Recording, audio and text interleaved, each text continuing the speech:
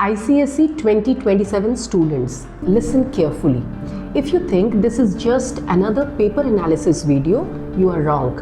Because today I am not just going to tell you what came in the 2026 paper, I am going to show you what that paper actually teaches you and how you can use it to score 75 or even 80 out of 80 in biology. Let's start with the biggest takeaway.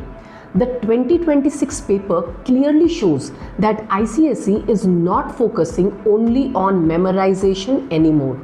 Yes, some questions were direct, but many required understanding, application, and clarity of concepts. Students who only mugged up answers found certain questions confusing, but students who understood the concepts properly were able to attempt the paper with confidence.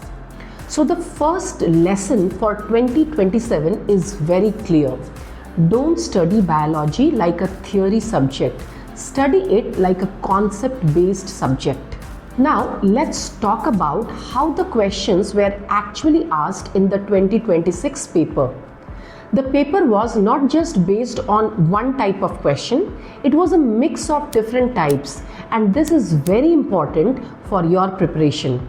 First, there were direct knowledge-based questions. For example, students were asked to identify a defect in the eye where some parts of the image are in focus while others are blurred. The answer is astigmatism.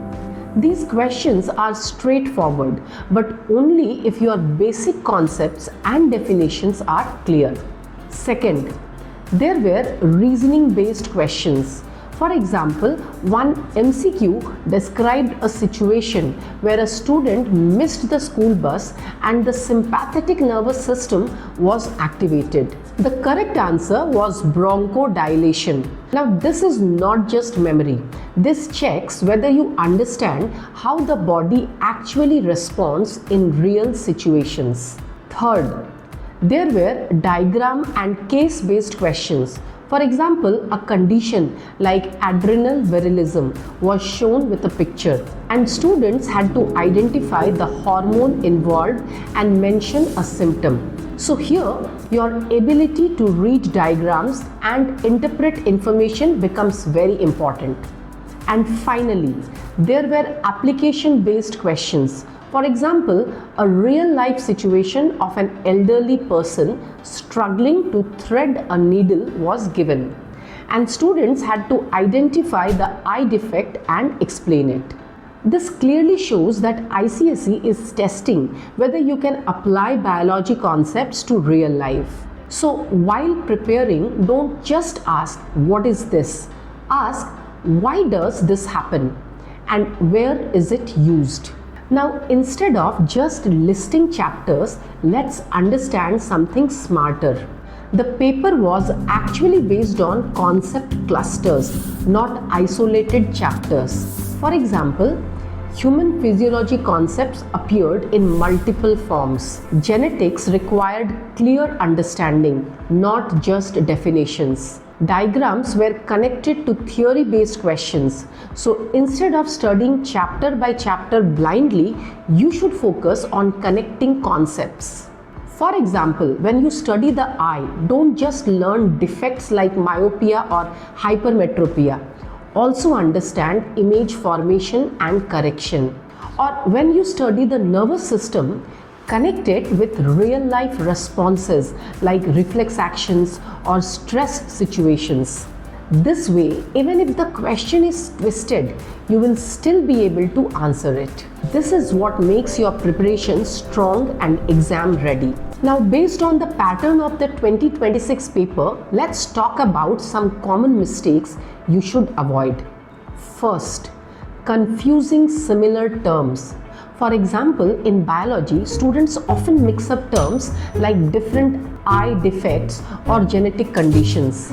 In a direct question, even a small confusion can cost you marks. So, while studying, focus on clear differences between similar concepts. Second, missing keywords in answers. Many questions require specific biological terms. If your answer is correct but missing the right keyword, you may not get full marks. So always learn and revise exact textbook terminology. Third, diagram related mistakes. In questions based on diagrams, marks are often given for correct identification, proper labeling, neat representation. Even if you know the concept, a poorly labeled diagram can reduce your marks. Fourth, lack of application practice. Some questions are based on real life situations. If you only memorize answers and don't practice applying concepts, these questions can feel confusing in the exam. So practice thinking based questions, not just theory. Remember, these are small mistakes, but they can make a big difference in your final score. Many students lose 5 to 10 marks not because they don't know the answers, but because of these small mistakes. Now let's understand one more important thing. The paper had a mix of memory-based questions, understanding-based questions, application-based questions. And this balance is increasing every year. So if your preparation is only based on memorization, you are taking a big risk. Instead, focus on understanding processes, practicing application, revising key terms. Now here's a very smart strategy that most students ignore. Instead of only focusing on what came in the 2026 paper, let's also look at what did not come strongly. For example, genetics had very less weightage in the 2026 paper. Only a couple of MCQs were asked. One based on color blindness in a family and another based on identifying genetic disorders like hemophilia, albinism and color blindness. But no major or long answer question was asked from genetics. Similarly, if we look at the circulatory system, there were only smaller questions, mostly 1 mark or short subparts, and no major detailed question from this chapter. So what does this tell us? It suggests that these chapters were under-tested in 2026.